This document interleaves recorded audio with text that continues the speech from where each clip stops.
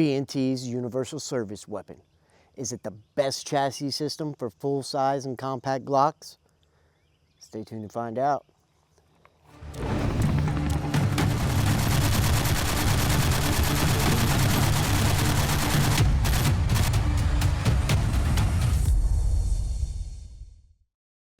What's up, everybody? I'm JJ and this is Store Gunner 47, and today I've got the USW-G17 and USW-G40 from B&T.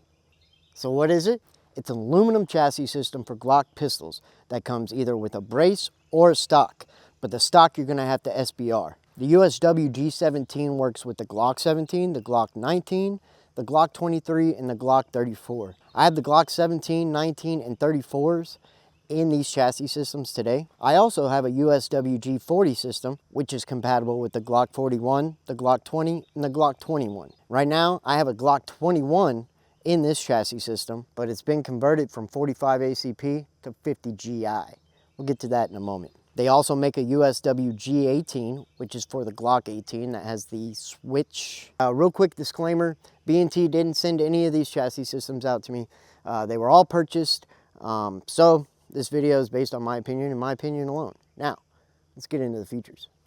First of all, the USW chassis system itself is going to be constructed from aircraft grade aluminum. The brace and stock, on the other hand, are going to depend on the materials that you choose.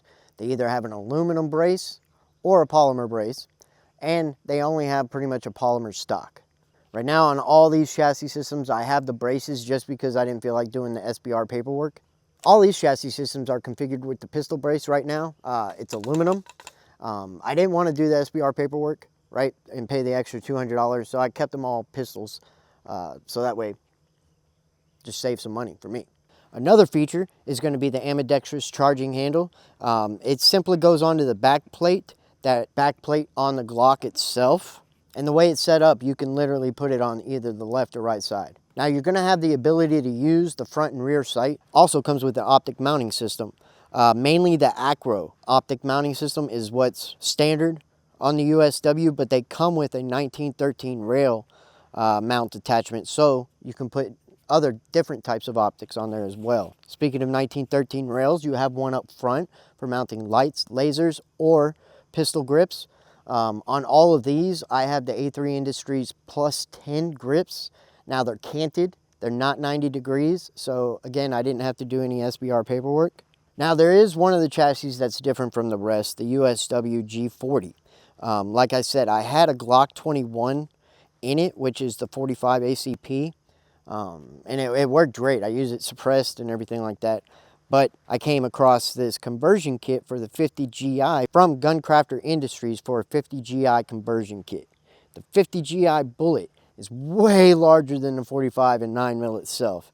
It comes in at a whopping 300 grain, traveling 700 feet per second. Yeah.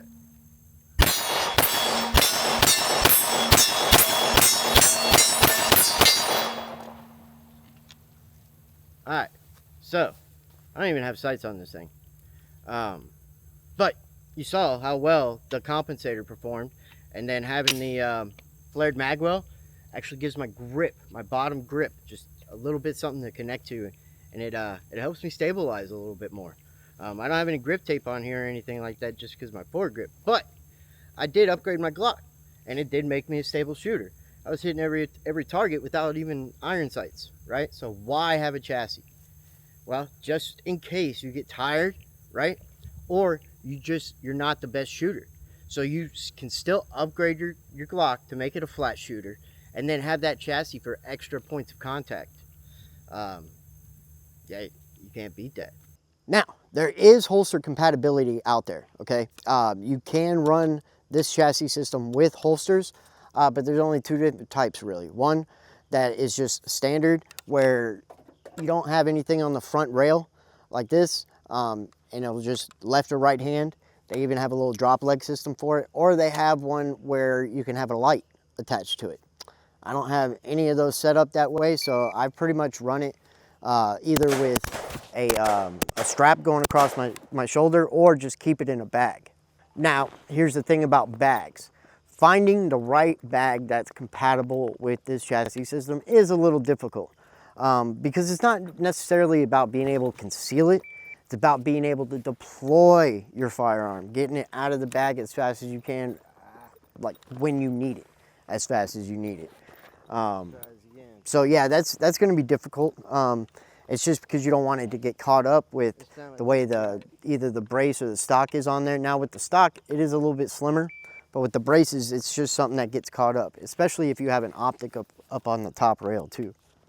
So bag compatibility is one of the things that you might have difficult finding. Otherwise, just using a strap and either under a button-up shirt worked really well for me, trying to be able to conceal it that way, or in a hoodie. Now, either one, it's something that you got to get used to, being able to draw and everything like that. It's just training.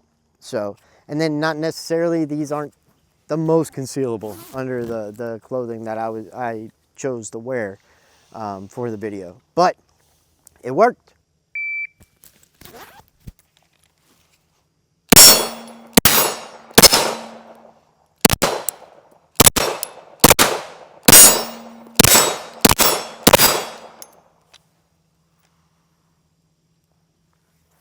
All right, real quick, I wanted to take a moment to thank this video sponsor, DoorGunner47.com. It's a one-stop gunsmith shop where we offer everything from basic cleanings to rifle accurizing, stock refinishing, barrel threading, pistol optic cuts, and we have a wide range of holsters to choose from. Also, we're a certified Cerakote applicator and laser imaging. So, if any of these services are something you're interested in, then head over to DoorGunner47.com and get a hold of us today. Thanks, everybody.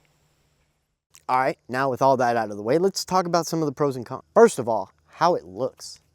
It's actually a really, really sexy little chassis system.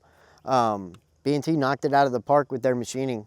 They took just enough material in the right spots to keep it clean, sleek, and just looking good. I mean, the Cerakote that I threw on all of them, it stood out perfectly. Yeah, and like I said, the simple design just kept the design of the Cerakote simple too, so it just came out clean looking. Yeah, the looks do it for me. Another pro is the weight of the chassis system itself. It's not necessarily the firearm, it is the chassis. Shooting it without the brace deployed was actually really easy, and it was super, super on target.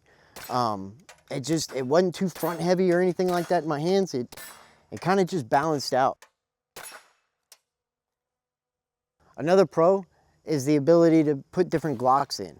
I was able to use a Glock 17, a Glock 34, a Glock 17 Frankenstein, the one with the compensator and the mag well. I can use different calibers, and then the ability to use different calibers.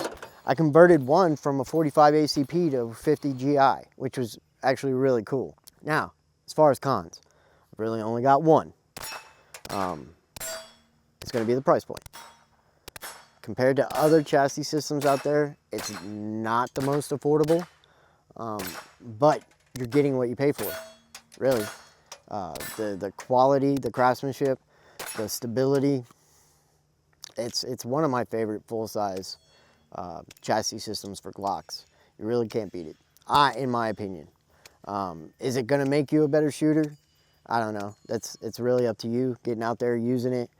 But if you can get a hold of one, this is said to be one of the best stabilizing chassis systems out there. Try it out for yourself.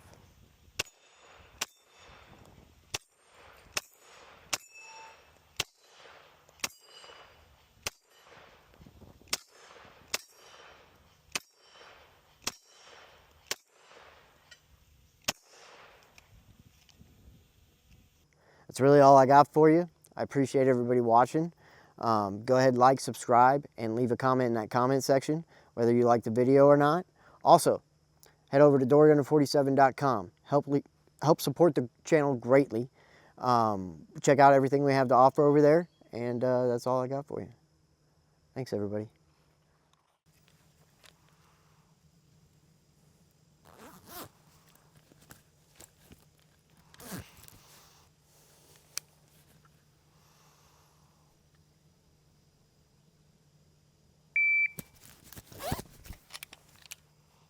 Mm.